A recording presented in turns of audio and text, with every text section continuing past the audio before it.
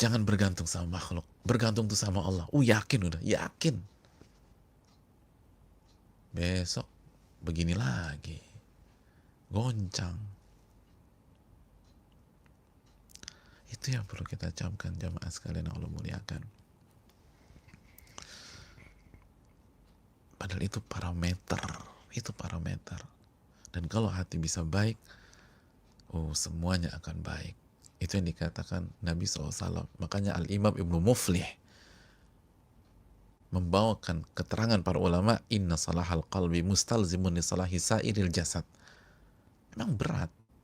Tapi kata Al-Imam membawakan keterangan para ulama, sesungguhnya baiknya hati mengandung konsekuensi akan baiknya seluruh jasad kita. Dan rusaknya hati mengandung konsekuensi akan rusak seluruh jasad kita. Jadi megang yang satu ini, itu samanya megang semuanya. Udah all in, full package gitu loh. Semuanya dapat. Tapi susahnya minta ampun memang.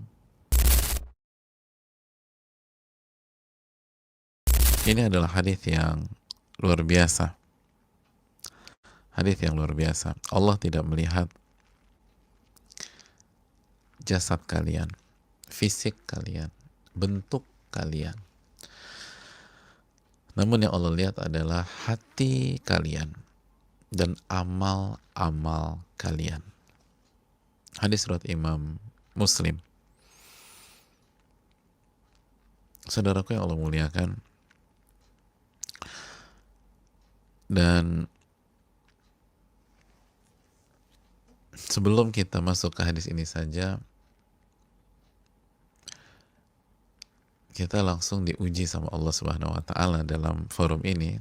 Lagi-lagi terjadi kendala dan saya rasa cukup rekor ya. Kita baru start tadi jam 5.48. Itu rekor di kendala kita di majelis pagi dan petang ini. Tapi bukankah kendala di atas itu lagi-lagi adalah kendala yang sekaligus edukasi dari Allah Subhanahu wa taala, ujian dari Allah Subhanahu wa taala. Apakah mengantarkan kita kepada kesabaran, kepada istighfar, kepada memohon ampun kepada Rabbul Alamin. Karena Allah mengatakan, wa ma asabakum min musibatin fabima kasabat aydikum. Apapun yang menimpa kalian itu karena atau ada andil dari kekhilafan dan kesalahan kalian. Surat Asy-Syura ayat 30. Nah, apakah hati kita bergerak ke sana? Atau justru kita menyalahkan pihak lain? Dan apakah kita mau menggerakkan hati kita untuk bersabar ketika menghadapi kendala seperti ini? Lalu mengefektifkan waktu dengan amalan-amalan yang lain dan terus berjuang. Karena itulah yang dilihat oleh Allah Subhanahu wa taala. Jadi luar biasa ketika kita memasuk hadis ini secara teori, Allah awali dengan praktek. Dan seringkali demikian dalam kehidupan. Betapa banyak kita nggak tahu teorinya, tapi prakteknya udah bisa. Tapi prakteknya sudah bisa. Bukan langsung simsalabim bisa, tapi ada pihak-pihak yang mengajarkan kita prakteknya tanpa membahas teorinya secara detail. Ya itulah kehidupan. Dan semoga kita bisa ambil ibrah. Dan terima kasih kepada seluruh pihak yang sudah memperjuangkan dan tetap semangat walaupun ada kendala. Dan disitulah ujiannya, disitulah seninya, disitulah kita mainkan hati kita. Sebagaimana hadis ini, Allah tidak melihat bentuk kalian, nggak lihat fisik kalian, tapi yang Allah lihat adalah hati kalian dan amalan kalian. Hatinya sabar apa enggak ketika ada kendala, dan tetap beramal apa enggak, gitu kan? Tetap beramal apa enggak nih? Apa kita tidur-tiduran, ngobrol, atau nggak jelas, atau menghayal, atau tetap beramal? Kita baca zikir pagi, kita baca Quran, sambil kita coba-coba terus, mungkin ada link yang berbeda. Ini ganti link nggak sih? Ya ganti link, jadi kan ribet, jadi 3 kali ganti link, jadi udah masuk ganti lagi, terus masuk lagi ganti lagi, masuk ganti, oh nggak ganti, oke ini yang ketiga. Tapi cukup membuat orang yang nggak punya kesabaran dalam hatinya, atau orang yang hatinya nggak punya mental berjuang, itu udah deh, nggak usah deh. Jadi langsung ya, kemarin kita belajar Sa'ad bin Abi Waqqas gimana ketika gagal maju lagi, gagal maju lagi, lalu percobaan ketiga berhasil, pagi ini masuk, gagal, coba lagi, gagal lagi, coba lagi, dan alhamdulillah berhasil. Alhamdulillah. Dan kita nggak tahu sampai kapan, tapi kita berjuang aja. Kita nggak mengatakan pasti lancar sampai habis, tapi kita berhusnudzon kepada Rabbul Alamin. Dan kalaupun ada kendala lagi, itu yang terbaik dari Allah Subhanahu wa Ta'ala, dan kita coba memainkan pola tersebut dengan segala keterbatasan kita. Semoga Allah memberikan taufik kepada kita semua. Dan kenapa saya angkat ini? Karena sekali lagi ini miniatur kehidupan kan. Ini miniatur kehidupan. Kalau kita nggak bisa ngadapin kendala-kendala seperti ini, maka itulah potret kita sebenarnya. Ketika kita menghadapi problematika dalam kehidupan kita akan gampang nyerah, kita akan gampang mundur, kita akan down, kita akan jadi Mister Panik atau Miss Panik gitu ya. Kita akan galau, kita akan parnoan dan lain sebagainya. Itu bukan akhlak seorang mukmin. Oleh karena itu, kita sedang bersama Riyadhus Shalihin, tamannya orang-orang soleh, maka bersikaplah dan berusahalah menjadi orang-orang soleh tersebut. Dan semoga Allah kasih taufik kepada kita. Iya, Sa'ad bin Waqqas berhasil di percobaan ketiga, dan kita jelaskan kemarin harus punya mental fight, hati yang berani berjuang. Dan pagi hari ini, alhamdulillah, Allah bisa membuat kita memulai di percobaan ketiga sampai waktu yang Allah takdirkan kepada kita. Terus sabar, terus berjuang, dan insya Allah wal aqibatu lil muttaqin, dan endingnya pasti untuk orang-orang yang bertakwa. Ya saudaraku yang Allah muliakan, kita masuk ke hadis Abu Hurairah. Dan sebagaimana biasa, kita perlu berkenalan dengan sahabat yang meriwayatkan hadis ini kepada kita. Karena berkenalan dengan para sahabat itu selalu memberikan momen-momen berharga bagi kita. Abu Hurairah, nama yang sudah tidak asing lagi.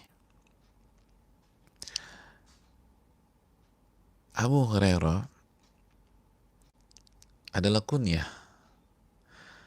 Dan sebagaimana kita sudah jelaskan apa arti kunyah ya. Dan kunyah beliau lebih populer dari nama asli beliau. Banyak orang nggak tahu siapa nama Abu Hurairah. Ya Abu Hurairah. Bukan. Abu Hurairah itu bukan nama asli, itu nama kunyah. Dan kita udah bahas masalah kunyah-kunyah itu seperti gambarannya ya, gambaran umumnya di lingkungan sekolah, seorang tua murid atau wali murid dipanggil dengan nama anaknya. Anaknya namanya Ali, mamanya Ali gitu loh. Mamanya Ali kemana ya? Itu secara umum kunyah. Siapa lagi yang belum datang? Yang belum datang mamanya Ahmad. Kok tumben? Iya, beliau tuh WA saya. Katanya ada kendala dengan mobilnya. Mamanya Ahmad, mamanya Ali gitu loh. Papa dan papanya Ahmad dan lain sebagainya itu demikian, atau ibunya dan lain sebagainya. Bundanya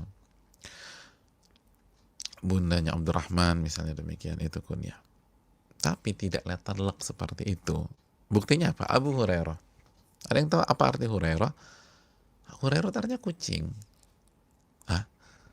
Ayahnya kucing, Abi kan ayah ya, Abu itu artinya ayah. Jadi istrinya melahirkan kucing, Ustadz? Enggak, bukan. Jadi ceritanya itu namanya adalah Abdurrahman bin Sakhar.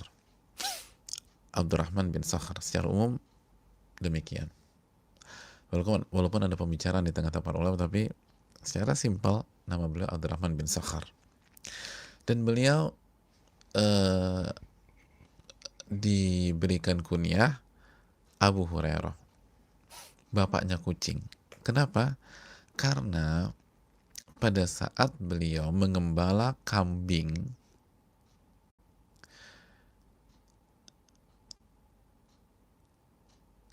itu beliau suka main sama kucing. Beliau suka main sama kucing.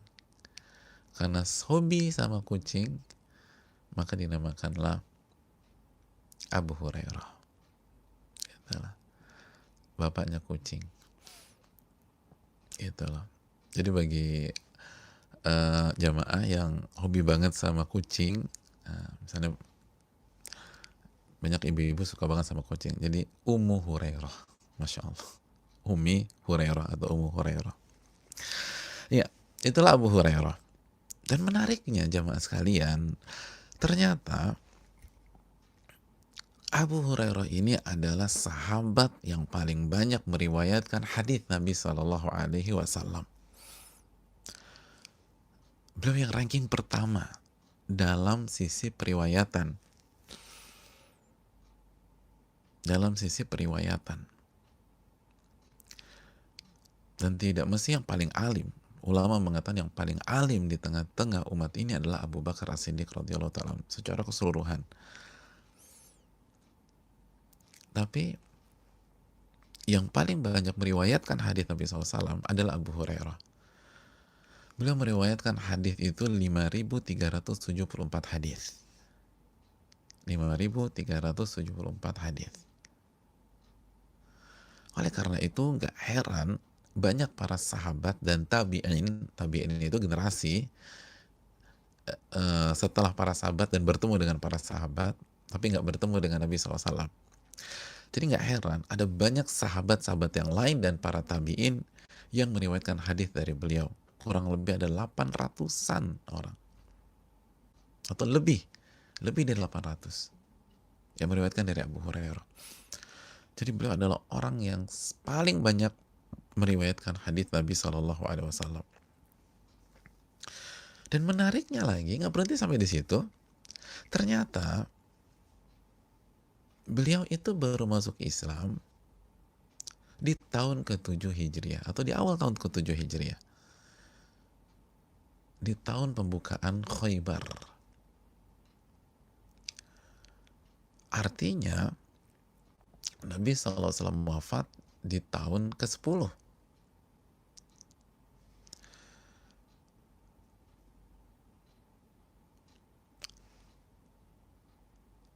Sedangkan hadisnya sangat banyak. Jadi startnya belakangan, tapi justru meriwayatkan hadis paling banyak dari para sahabat-sahabat Nabi SAW. Dan nggak berhenti sampai di sana. Ternyata beliau bukan orang kaya. Wa kana faqiran la mala lahu wa la ahl. Beliau ini orang miskin yang nggak punya uang.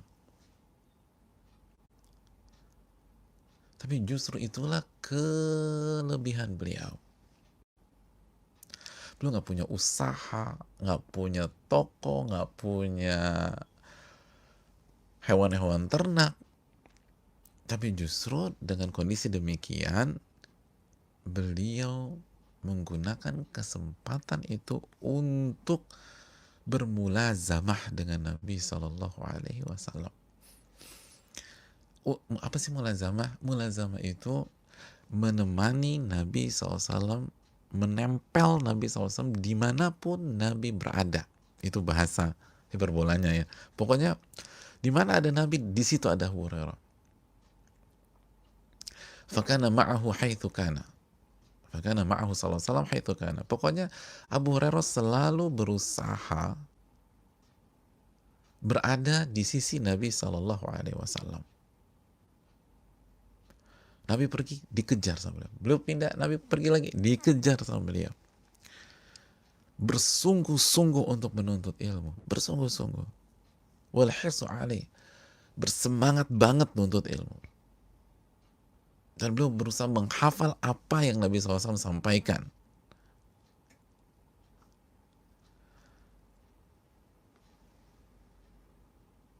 Jadi saudaraku yang Allah muliakan,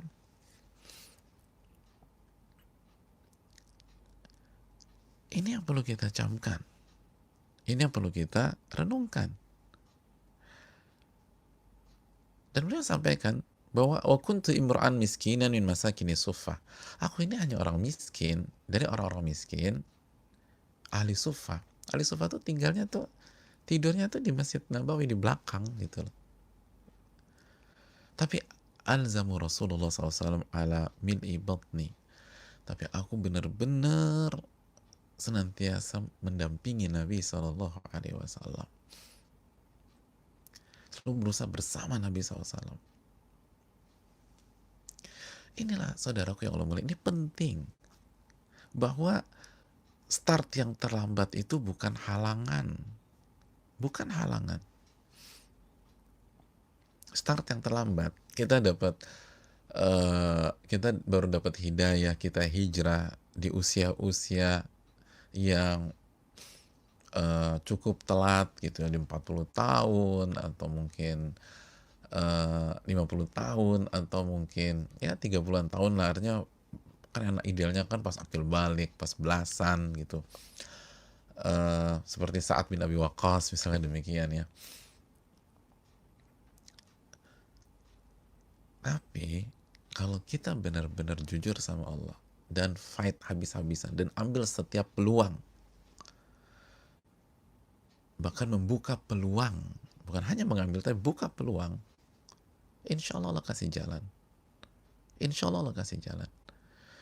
Dan nggak punya uang bukan alasan, ini miskin. Jadi bayangin, start terlambat, miskin, tapi menjadi sosok yang paling banyak meriwayatkan hadis Nabi SAW. Antum bayangin pahalanya kayak gimana Abu Hurairah. Setiap kita, ini baru ketemu sama hadis Abu Hurairah. Ini kan baru hadis pertama dalam Riyadhus Shalihin ya, dari 5374. Itu beliau dapat pahalanya. Ya Allah, beliau dapat pahalanya. Kalau yang belajar 2 orang, beliau dapat pahala 2 orang. Kalau belajar 5 orang, dapat pahala 5 orang. Kalau belajar 20 orang, dapat pahala 20 orang. Kalau belajar ribuan orang, dapat pahala ribuan orang. Jutaan orang, jutaan orang. Subhanallah. Lihat, nggak punya uang. Miskin.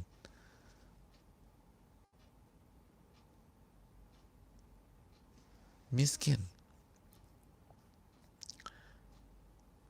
Terlambat start. Dalam tanda kutip. Baru di awal tahun ke-7. 7, 8, 9, 10. Kurang lebih 4 tahun. 3-4 tahun. 7, di awal 7, 8, 9, 10. Mengalahkan periwayatan sahabat-sahabat yang lebih dulu. Kenapa? Di situ ada Nabi, di situ ada Abu Hurairah. Di situ ada Nabi, di situ ada Abu Hurairah. Itu yang luar biasa. Itu yang luar biasa. Ini pelajaran buat kita. Dan diakui, Abdullah bin Umar tuh mengakui, ya Abu Hurairah anta kunta al-zamana. Wahai Abu Hurairah, engkau itu yang paling menempel dengan Nabi SAW, yang paling sering nemenin Nabi SAW, yang paling banyak mendampingi Nabi SAW, wa ahfadhana li hadithi, dan yang paling hafal hadis-hadis Nabi SAW. Itu kata Abdullah bin Umar.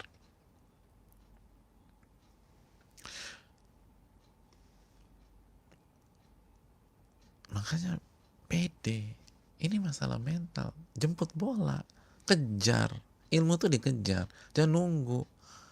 Abu Hurairah kalau nunggu udah hilang, udah terlambat, nunggu pula mau dapat apa? Inilah yang perlu kita camkan, hadirin yang Allah muliakan. Dan beliau pun orang yang rajin ibadah, bukan hanya hobi belajar aja, tapi rajin ibadah. dan beliau salah satu fuqahanya atau pakar fikihnya sahabat Nabi SAW, dan beliau wafat di kota Madinah di tahun 57 Hijriah. 57 Hijriah. Itu tentang Abu Hurairah. Terlalu banyak memang. Tapi karena kita terlambat, kita nggak punya waktu. Insya Allah nanti kita akan, kalau ketemu Abu Hurairah, kita akan ceritakan lagi tentang Abu Hurairah biidnillahi ta'ala. Tapi itu poinnya. Ini berharga banget. Poinnya adalah beliau adalah orang yang paling banyak meriwayatkan hadis. Tapi ternyata masuk Islamnya baru di awal tahun ke-7. Sedangkan Nabi wafat tahun ke-10. Tapi benar-benar dimaksimalkan, benar-benar tempel, tempel, tempel. Dikejar, dikejar, dikejar. Didampingi, didampingi, didampingi. Karena mendampingi orang soleh, itu luar biasa. Kita dapat ilmu banyak dari beliau. Apalagi ini mendampingi Rasul Sallallahu Alaihi Wasallam. Ilmu semua, jamaah. Ilmu semua. Ilmu semua. Makanya kalau ada peluang, kejar. Dan kalau nggak ada peluang, buka peluang tersebut. Karena kita nggak pernah tahu. Yang penting maju aja, kata Sa'ad bin Abi Waqqas. Kan udah 2/3 nggak bisa. Oke, setengah nggak bisa. Oke, sepertiga. Sepertiga boleh. Ini kan saat maju, itu mentalnya para sahabat radhiyallahu ta'ala. Kalau kok mental kita pasif, nunggu, berharap diajak, berharap dipilih, keduluan orang. Emangnya mau masuk surga cuman kita doang? Emangnya mau masuk surga cuman kita aja? Allah katakan fastabiqul khairat, berlomba-lomba mengerjakan kebaikan. Yang menginginkan kebaikan itu banyak, maka berlombalah. Berlombalah. Ini Abu Hurairah, Masya Allah. Sehingga ilmunya beliau sebarkan luar biasa. Ya, kita lanjutkan jamaah yang Allah muliakan. Itulah Abu Hurairah. Saudaraku yang Allah muliakan, Nabi SAW bersabda, sebagaimana yang disampaikan Abu Hurairah, Inna Allah la yanzur ila ajisamikum wa la ila suwarikum. Allah Subhanahu wa ta'ala tidak melihat jasmani kalian. Tidak melihat jasmani kalian. Dan tidak melihat bentuk kalian. Tapi melihat hati kalian dan amal-amal kalian. Pelajaran yang kita petik yang pertama dari hadis ini,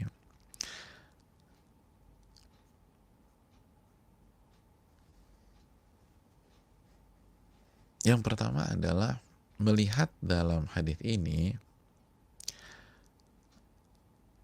itu artinya mahalun nazar wa mahalun nazar wa mahalul i'tibar. Sebagaimana dijelaskan para ulama seperti Al-Imam Abdul Aziz bin Baz, maksud melihat di sini adalah yang menjadi parameter i'tibar, yang menjadi parameter, yang menjadi tolak ukur. Bukan Allah nggak bisa ngeliat atau nggak melihat, sedangkan Allah itu Al-Basir, yang maha melihat, yang maha melihat.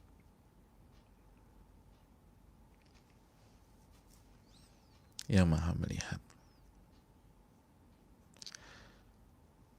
Jadi jamaah sekalian, ini yang jadi parameter. Parameter apa? Parameter pahala. Dan al-qurbi minallahi azza wa jalla, kata para ulama. Parameter Allah berikan pahala dan kedekatan dengan Allah Subhanahu wa ta'ala. Kedekatan. Kedekatan, kasih sayang, dan seterusnya.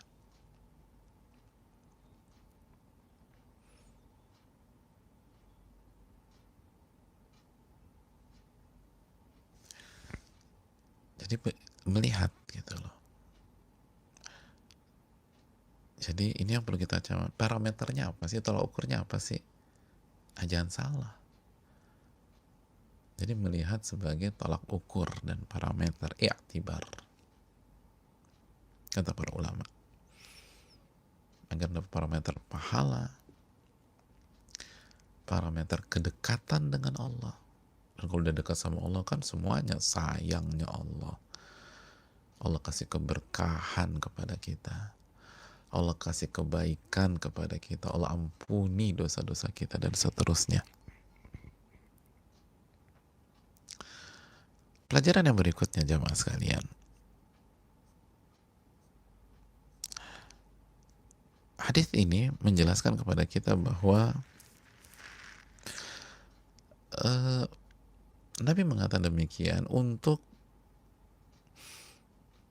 memberikan klarifikasi bagi setiap orang yang salah dalam menentukan parameter dalam hidupnya. Orang-orang yang terkecoh dengan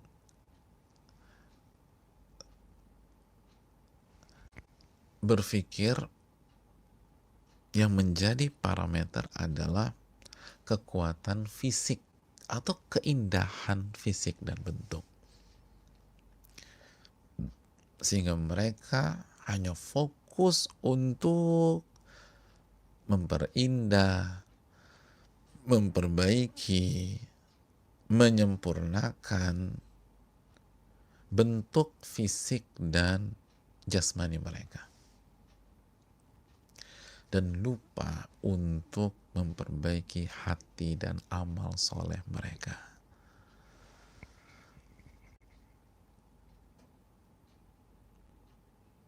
Yang dalam hidupnya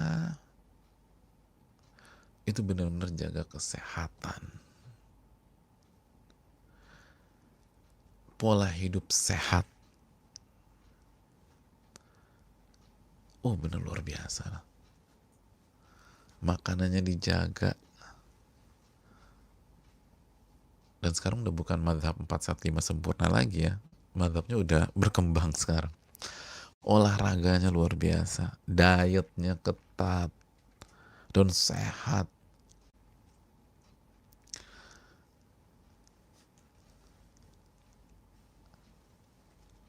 Hanya mau makan dada ayam, yang lain nggak mau. Apalagi ceker sama kulit, masya Allah, itu udah paling enak padahal. Tapi nggak mau dia, nggak. Saya dada udah.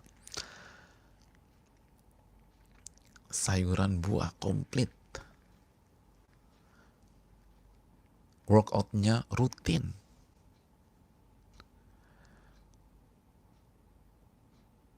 Udah gak mau minum yang manis-manis. Menghindari gula.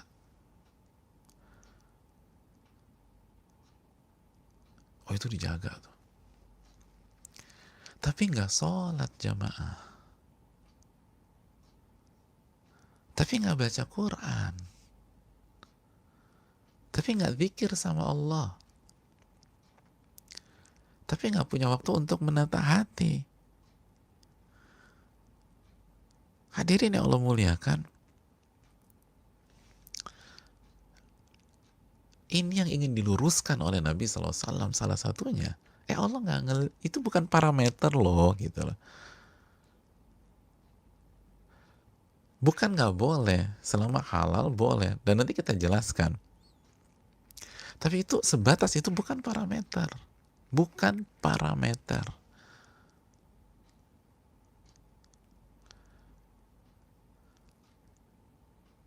Dan sebaliknya, kalau kita bisa benar-benar ngejaga fisik kita, ngejaga tubuh kita, kenapa kita nggak punya atensi, kita nggak punya semangat, kita nggak punya perhatian untuk menjaga hati dan amal-amal soleh kita? Itu yang parameter. Kalau ini bisa, itu kenapa nggak bisa?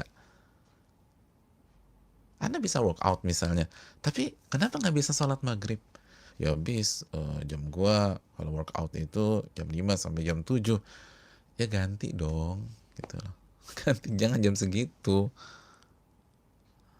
Kalau olahraga bisa, kenapa jaga hati, jaga sholat nggak bisa? Itu parameter.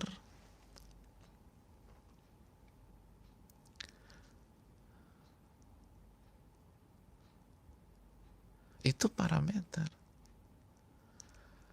Kalau sepedahan bisa, kenapa ngaji nggak bisa?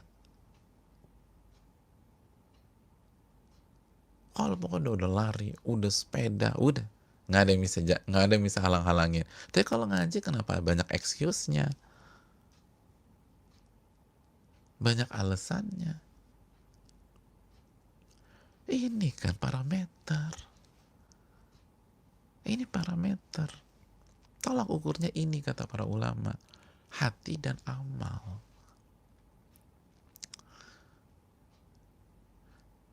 Itu bukan parameter.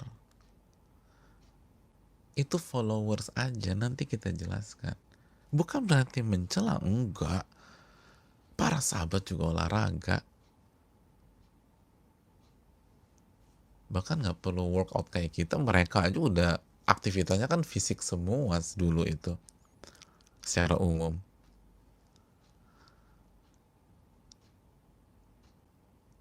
Jadi mereka ketabuk kan, itu kalau ketabuk nggak ada olahraga ya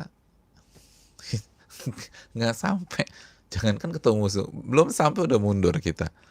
Mereka oke, tapi mereka tahu apa parameter. Makanya tadi kan poinnya yang sebatas hanya fokus ke sini, yang treatment, yang jaga kelangsingannya, yang diet ketat, misalnya ibu-ibu, kayak bapak-bapak juga nggak apa-apa diet. Tapi intinya adalah kalau itu bisa, setengah mati. Dan itu nggak mudah loh, membentuk otot. Emangnya buat six pack gampang? Six pack itu susahnya minta ampun. Itu bisa istiqomah tuh, dijaga, semua dijaga.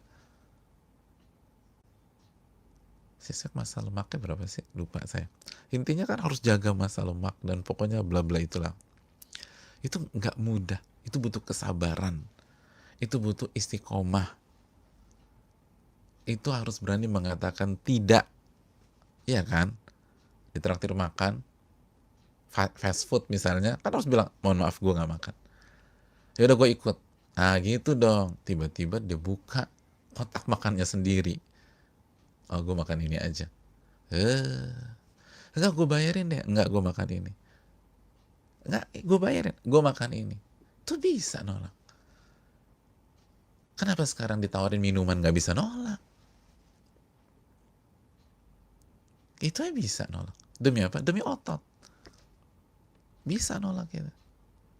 Disiplin. Nggak goyah. Nah ini ditawarin maksiat kenapa mau? Itu bisa nolak. Tapi ditawarin bangkai manusia kenapa ditelan? Loh kok bangkai? Gibah itu kan bangkai. Kita bisa mengatakan enggak. Pokoknya nggak, saya nggak mau gitu loh. Kalau pesen nggak pakai gula, nggak pakai es gitu loh. Pokoknya nggak pakai gula ya. Dikasih ini kayaknya ada gulanya. Iya dikit mas. Kan saya bilang nggak pakai gula. Sedikit mas. Ganti itu. Ganti. Harus fresh juice misalnya. Nggak boleh ada gulanya. Itu bisa tegas. Kenapa sekarang ditawarin gibah dimakan? Gibah, ngerusak hati. Gibah tuh ngerusak hati, ngerusak amal soleh. Kenapa dimakan?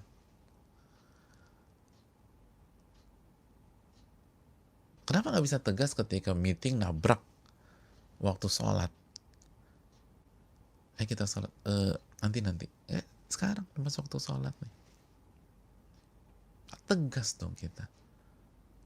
Parameternya yang mana jamaah? Parameternya parameter yang mana nih? Itu yang Nabi kata. Bukan berarti nggak boleh. Enggak.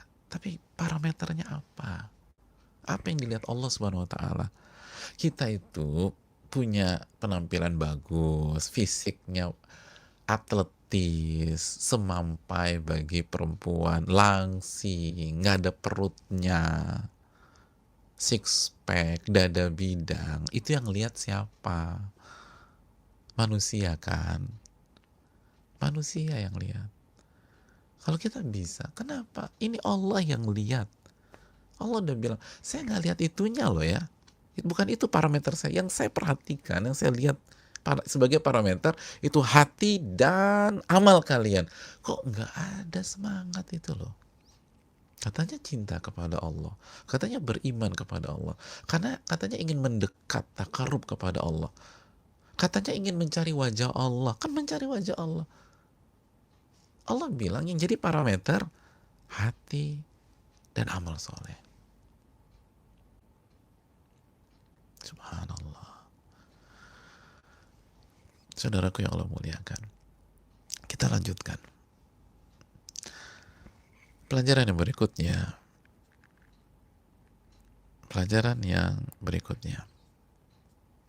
Hadis ini menjelaskan kepada kita betapa pentingnya menjaga dan menata hati. Pentingnya luar biasa. Kenapa? Karena ini parameter yang Allah lihat tuh ini. Pentingnya menata hati. Dan saudaraku yang Allah muliakan, sampai-sampai ulama kita mengatakan, sebagaimana yang dikatakan Al-Imam Al-Qurtubi. Al-Imam Al-Qurtubi, beliau mengatakan bahwa wal i'tina'u bi islahil qalbi wa sifati muqaddamun ala amalil jawarih. Memperhatikan atau menaruh perhatian dalam perbaikan hati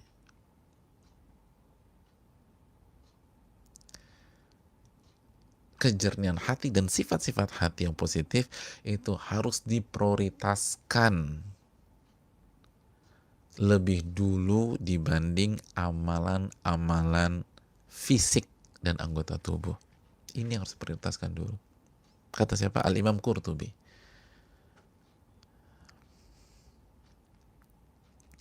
Prioritaskan menata hati terlebih dahulu.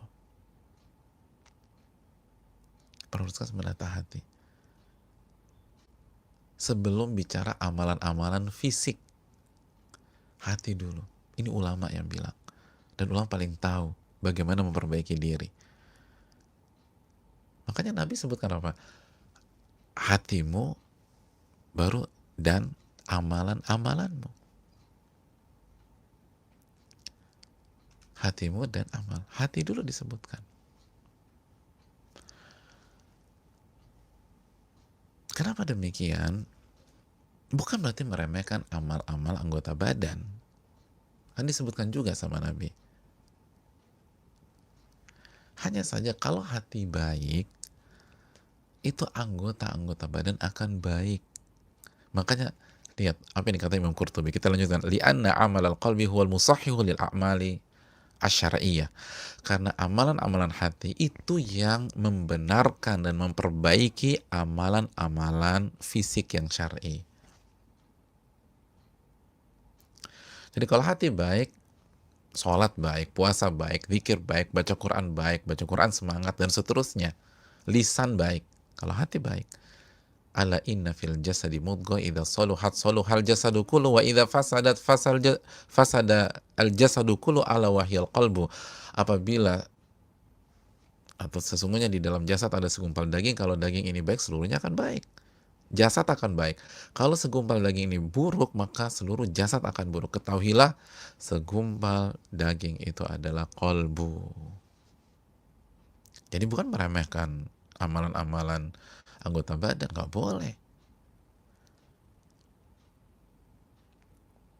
Tapi kalau hati baik, semua baik. Dan tidak sebaliknya. Kalau amalan fisik terlihat baik, belum tentu hati baik. Karena bisa jadi riya, bisa jadi munafik, bisa jadi hati pengen dipuji. Tapi kalau hati baik, otomatis amalan-amalan fisik akan baik. Jadi prioritaskan ini, saudaraku. Prioritaskan ini. Dan di antara kenapa kita harus memprioritaskan amalan hati, karena menata hati susahnya minta ampun. Luar biasa. Al-Imam Sufyan Ats-Tsauri, ini imam besar. Beliau mengatakan, ma'alajtu syai'an asyadda alayya min nafsi. Aku nggak pernah mengobati sesuatu yang lebih berat daripada mengobati jiwa atau hatiku. Itu paling susah udah. Mengobati hati paling susah, kata beliau. Lalu beliau, maratan li wa maratan alai. Kata beliau, ya Allah, susahnya itu di sebuah waktu hati dan jiwa saya mendukung saya. Baik, tiba-tiba berubah jadi menyerang saya. Susah banget dikendalikan, itu maksudnya. Maratan li wa maratan alai. Di suatu waktu, ya Allah, baik ya minta ampun ya hati. Enak, ikhlas, berharap sama Allah, tiba-tiba berubah lagi. Itu setengah mati. Ini kalau imam besar. Ulamanya ulama, Sufyan Ats-Tsauri rahimahullah mengatakan demikian. Mungkinkah kita gampang menaklukkan hati kita? Mungkinkah kita gampang membersihkan hati kita? Siapa kita?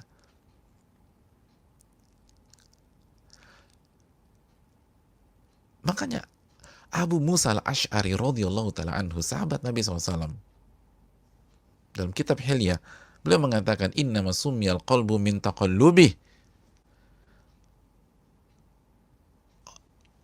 Organ ini dinamakan, atau hati diistilahkan dengan al-qalbu. Qalbu. Kenapa qalbu? Kenapa nggak bahasa yang lain aja atau kata yang lainnya? Kenapa qalbu? Min taqallubih. Karena taqallubnya, berbolak-balik. Jadi qalb itu artinya berbolak-balik. Berbolak-balik, terus bolak-balik. Itu kata Sufyan Ats-Tsauri. Kadang dukung, kadang berbolak lagi. Kadang mendukung saya, kadang nyerang saya lagi. Itu yang alasan kenapa qalbu. Kenapa nggak hajar? Batu gitu kan susah gitu digoyang. Kenapa nggak hadid? Besi gitu kan susah. Udah taruh di situ udah getak gitu aja. Al-qalbu bolak-balik. Abu Ubaidah bin al-Jarrah, sahabat besar Nabi SAW, pernah mengatakan, mathalul qalbil mu'min mathalul usfur yataqallabu kulla yawmin kadha wa kadha marrah. Perumpamaan hati seorang mukmin loh ya. Belum nggak mengatakan orang yang munafik dan segala macam. Orang mukmin itu perumpamaan seperti seekor burung usfur yang nggak bisa diam. Yataqallabu kulla yawm. Kerjanya loncat, terbang sana, terbang sini. Gak bisa diam. Gak bisa diam.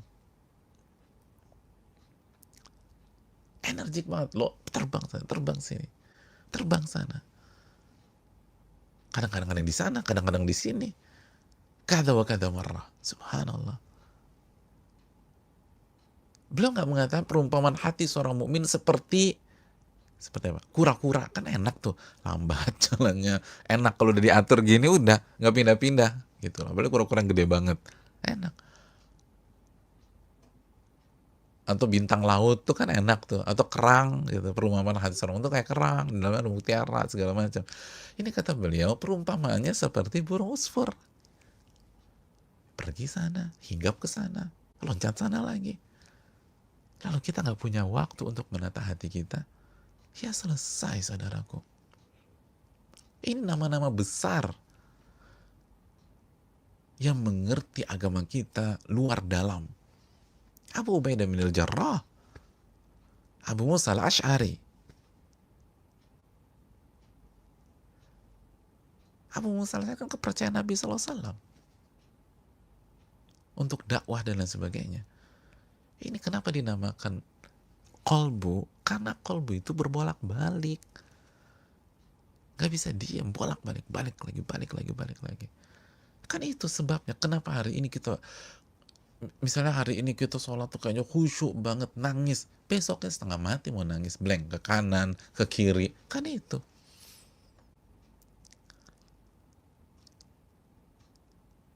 Hari ini jangan bergantung sama makhluk, bergantung tuh sama Allah. Yakin, udah yakin. Besok begini lagi, goncang. Itu yang perlu kita camkan jamaah sekalian yang Allah muliakan. Padahal itu parameter. Dan kalau hati bisa baik, semuanya akan baik. Itu yang dikatakan Nabi SAW. Makanya Al-Imam Ibnu Muflih membawakan keterangan para ulama, inna salahal qalbi mustalzimun li salahi sairil jasad. Memang berat. Tapi kata Al-Imam membawakan keterangan para ulama, sesungguhnya baiknya hati mengandung konsekuensi akan baiknya seluruh jasad kita. Dan rusaknya hati mengandung konsekuensi akan rusak seluruh jasad kita. Jadi megang yang satu ini, itu samanya megang semuanya. Udah all in, full package gitu loh, semuanya dapat. Tapi susahnya minta ampun memang. Luar biasa. Tapi lucunya banyak kita tidak perhatian masalah itu. Selewat aja.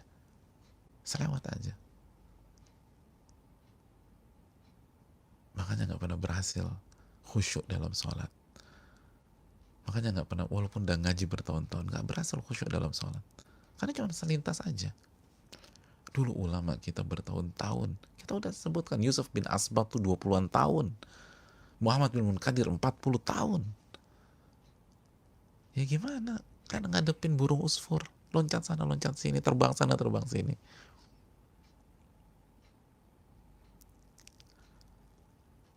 Oleh karena itu yang perlu kita camkan.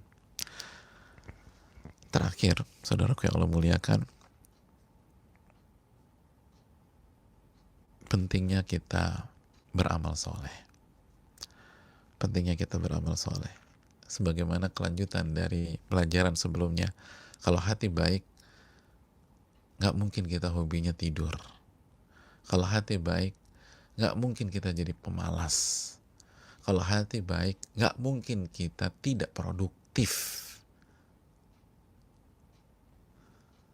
Idza saluhat saluhal jasadu kullu. Kalau hati baik, semua jasad akan baik. Hati buruk, semua akan buruk. Dan itu parameter hati dan amal, kata Nabi. Hati dan amal.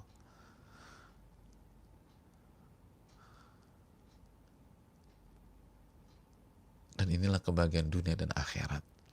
Allah berfirman dalam surat An-Nahl, man amila salihan min dzakarin aw untha wa huwa mu'min falanuhyiyannahu hayatan thayyibah. Barang siapa yang beramal soleh, baik laki-laki maupun wanita, dan dia beriman, hatinya beriman kepada Allah, kami akan anugerahkan kehidupan yang bahagia. Walanajziyannahum, lalu Allah lanjutkan, dan kami akan balas mereka ajrahum, dengan balasan yang lebih baik daripada makanu ya'malun, apa yang mereka selama ini kerjakan. Jadi Allah akan kasih ganjaran, pahala, kenikmatan yang jauh lebih besar dari apa yang kita korbankan. Oleh karena itu, jamaah yang Allah muliakan, ini yang perlu kita camkan bersama-sama. Dan waktu sudah habis.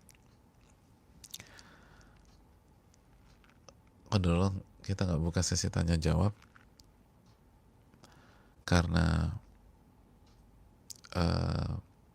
cukup banyak terkuras di kendala awal kajian tadi. kita baru start jam 6.48, jam 5.48, mohon maaf. Tapi pasti banyak hikmah, pasti banyak pelajaran.